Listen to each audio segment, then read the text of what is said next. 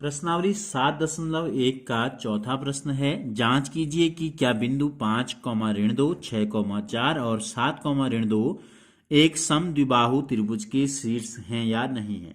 तो देखो, समद्विबाहु त्रिभुज क्या होता है, जैसा कि नाम से ही आपको पता चल रहा है। सम मीन्स होता है समान, द्वि मीन्स होता है दो, बाहु मीन्स होता है भुजाएं। तो ऐसा त्रिभुज जिसकी दो भुजाएं क्या हो, बराबर हो।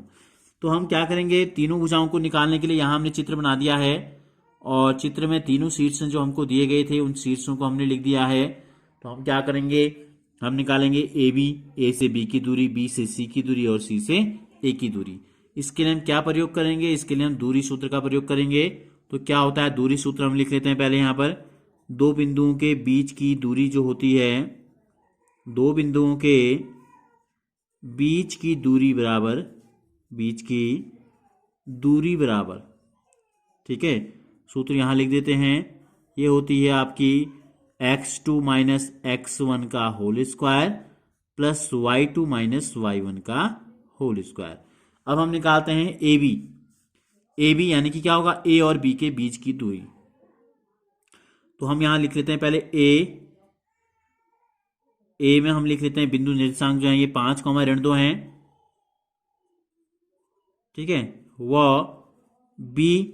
बी के निर्देशांक हमने लिखे हैं 6, 4 के बीच की दूरी हम यहां निकालते हैं, बराबर यहां लिख लेते हैं। तो इसको हम क्या लेते हैं, देखो इसको हम लेते हैं x1, इसको हम लेते हैं y1, ये है हमारा x2 और ये है हमारा y2। तो बीच की दूरी का सूत्र हम यहां लगा देते हैं, बराबर में अंडररूट ये x2, क्या है x2 6, ऋण की जगह ऋण x1 की जगह कितना है 5 का होल स्क्वायर, बीच में प्लस है, y2 की जगह पर है 4, माइनस y1 की जगह है -2। तो एक माइनस पहले से आया है, एक माइनस और आ गया, तो इसको ऐसे कोष्टक में रख लेते हैं, का होल स्क्वायर हो गया, ठीक है। तो ये हो गया हमारा 6 में से 5 अगर घटाएंगे तो कितना आएगा 1 की घात 2, यहां धन लग गया।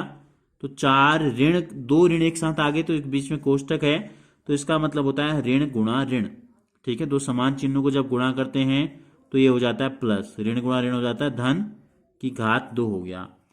तो ये आ गया 1 की घात 2 का मतलब है 1 और 4 में अगर 2 जोड़ दें तो ये हो गया 6 की घात 2, बराबर लिख देंगे।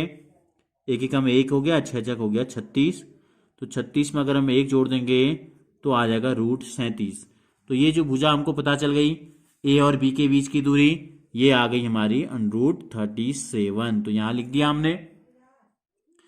अब हम बी और सी के बीच की दूरी निकालते हैं इसी प्रकार हम निकालते हैं बी के निर्देशांक वही हैं 6, 4 व सी के निर्देशांक यहां हैं चित्र में देखो 7, ऋण 2, ठीक है। 7, ऋण 2 के बीच की दूरी को हम सीधे सीधे लिख सकते हैं BC बराबर, यहां हमने BA और B के बीच की दूरी लिखा, यहां AB लिख देते हैं आगे से। तो ये था AB, ये हो गया BC। तो वही सूत्र वही है, दूरी सूत्र हम लगाएंगे। यहां x1 x2 अब बदल गया है, B को हमने पहला माना है तो x1 और ये y1, ये हो गया आपका x2 और ये हो गया y2। तो x2 माइनस x1 जब हम करेंगे तो ये हो गया 7, ये हो गया 6। तो 7 ऋण 6 का होल स्क्वायर, बीच में प्लस y2 यानी कि -2 में से माइनस करना है, y1 का मान है 4 की घात 2। तो ये हो गया, रूट की जगह रूट लगा देंगे, 7 में से 6 घटाएंगे आएगा 1 की घात हो गई 2, धन की जगह लगा देंगे धन, ऋण 2 और ऋण 4 दोनों ऋण में है तो जुड़ जाते हैं और चिन्ह आता है ऋण का, तो ये हो गया ऋण 6 की घात 2। तो ये हमको प्राप्त हो गया 1 और ऋण 6 गुणा ऋण 6 अगर करेंगे तो आएगा धन 36, ठीक है। 1 और 6 गुणा 6 हो गया 36, तो कितना आ गया √37 आ गया। तो दो भुजाएं तो हमारी बराबर सिद्ध हो गई हैं, लेकिन हम जांच करना चाहें तो तीसरी भुजा की भी हम जांच कर सकते हैं। अगर तीसरी भुजा भी √37 आ गई तो फिर ये समद्विबाहु ना होकर ये समबाहु त्रिभुज हो जाएगा। तो इसलिए हम क्या करते हैं, हम C यानी कि जो बिंदु हमने लिया था 7, ऋण 2, इसको हम x1 y1 मान लेंगे। वो a, ठीक है, 5 ऋण 2 जो है इसको हम मान लेंगे x2 माइनस y2। के बीच की दूरी भी हम निकाल लेते हैं, के बीच की दूरी भी हम ज्ञात कर लेते हैं। तो ये हो जाएगा x2 माइनस x1 का होल स्क्वायर, 5 ऋण 7 की घात 2, बीच में धन, y2 यानी कि ऋण 2 ऋण ऋण 2 ऋण 2 ऋण ऋण 2 की घात 2 हो गया। तो ये हो गया 5 में से 7 घटाएंगे तो आ जाएगा ऋण 2 की घात 2, और ये हो गया ऋण 2 ऋण ऋण धन 2 हो जाएगा, ठीक है, ऋण 2 और धन 2 की घात 2। तो ऋण 2 धन 2 क्या हो गया, 0। ऋण गुणा ऋण धन हो गया, और ये ऋण 2 है तो ये दोनों कट गए तो 0 बचा। क्या बचा, केवल और केवल बचा 0। ऋण 2 गुणा ऋण 2 4, और 0 की घात 2 0। ये आ गया √4। √4 का मतलब क्या होता है, वर्गमूल निकाल सकते हैं हम इसका, 2 का जोड़ा बना तो 2 बाहर आ गया। तो तीसरी भुजा आ गई हमारी 2। देखो एक त्रिभुज में ये आ गई 2 इकाई, ये आ गई √37 इकाई, ये आ गई √37 इकाई। इसके पीछे कुछ भी लिख लो, कोई भी इकाई हो सकती है। ये भी √37 इकाई आ गई, और ये आ गई 2।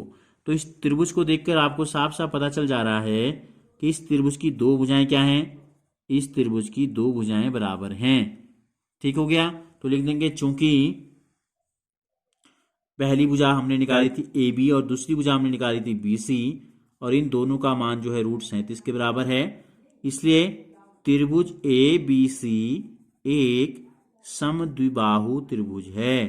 समद्विबाहु का मतलब ऐसा त्रिभुज जिसकी 2 भुजाएं क्या हैं, बराबर हों। यही हमको क्या करना था, सिद्ध करना था।